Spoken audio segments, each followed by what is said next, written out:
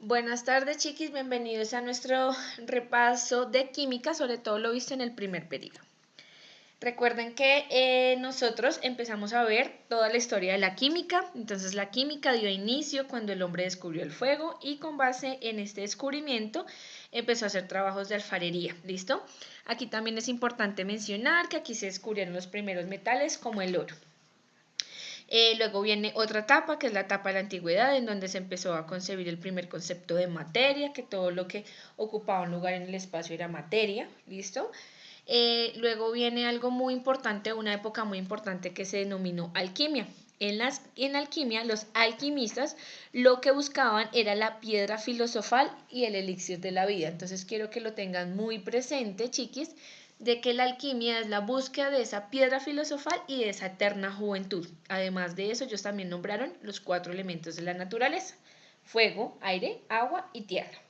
De ahí en adelante, las épocas entonces ya un poco más modernas, con más implementos, empezó a hacer la química medicinal, se empezaron a desarrollar materiales debido al descubrimiento de los primeros metales como el oro, se estudió el fenómeno de la combustión con base en el fuego.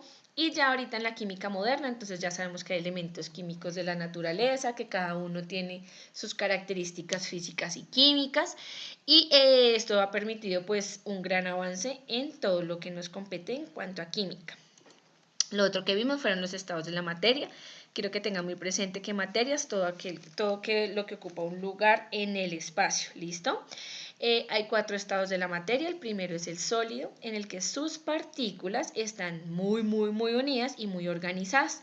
Los sólidos tienen forma y volumen definido. Y ejemplos de sólidos, entonces los icebergs, los hielos, las mesas, etc. Luego viene el estado líquido, en el que sus partículas no están organizadas de manera uniforme, están separadas, no tienen volumen definido, tampoco tienen forma definida. Lo que ellos hacen es adaptarse a la forma del recipiente. Un ejemplo, el agua de los mares o el agua de los ríos. Luego viene el estado gaseoso, en el que las partículas ya se encuentran muy separadas, ¿listo? Tampoco tienen forma ni tienen volumen definido. En algunas ocasiones adoptan al recipiente. Uno de los ejemplos son las nubes. Y nuestro último estado de la materia es el plasmático o el plasma, en el que sus partículas están violentamente separadas, casi que nunca se encuentran, y esas partículas tienen una característica principal, que es que están cargadas eléctricamente, bien sea positivamente o bien sea negativamente. Ejemplo del estado plasmático: los rayos y las estrellas. Después de haber visto los estados de la materia, quiero que tengan presente que para que ocurran los cambios de estado de la materia, tenemos que tener aumento de temperatura o calor y disminución de la temperatura o frío. Vamos a ver los principales cambios de estado. El principal cambio de estado se llama fusión y es cuando pasa un sólido o un objeto en estado sólido al estado líquido, y esto ocurre al aumentar la temperatura o a colocarlo en caliente. ¿Listo? Esto se denomina fusión. Luego viene el otro cambio de estado, que es de líquido a gaseoso, que ocurre cuando se aumenta la temperatura. Este aumento de temperatura o este cambio se denomina vaporización.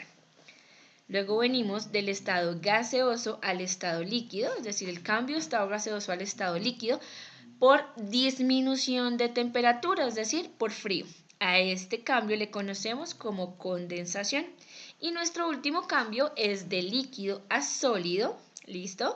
Y este cambio se llama solidificación y ocurre al disminuir la temperatura o al colocarla en frío.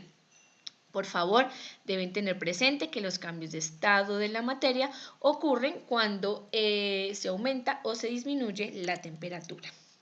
Lo siguiente que vimos fueron las propiedades generales de la materia. Las propiedades generales de la materia no nos permiten diferenciar una sustancia de la otra. ¿Por qué? Porque son propiedades comunes entre todos los objetos y todas las sustancias. Existen 3 tipos de propiedades generales: la masa, que sus unidades son kilogramos o gramos y se mide por este aparatico que se llama balanza; el peso, que sus unidades son newtons y tiene que ver o está relacionado directamente con la fuerza de gravedad o esa fuerza que ejerce que los cuerpos tiendan hacia abajo; Y el volumen se puede medir con pipetas, con probetas, con vasos de precipitado. Sus unidades son litros, mililitros y centímetros cúbicos. Finalmente, tenemos propiedades específicas de la materia. Las propiedades específicas de la materia sí nos permiten diferenciar una sustancia de la otra. ¿Por qué? Porque son características únicas y propias que tienen los objetos y que tienen las sustancias. Una de las propiedades que podemos observar es la densidad. Esta que está aquí, esta es su formulita. La densidad es la relación que tiene un objeto o una sustancia con su masa y con su volumen. Hay otras propiedades específicas de la materia que ya se las expliqué en un video anterior. Una de esas es el punto de ebullición, que es el punto en el que herven o llega al punto máximo todas las sustancias líquidas.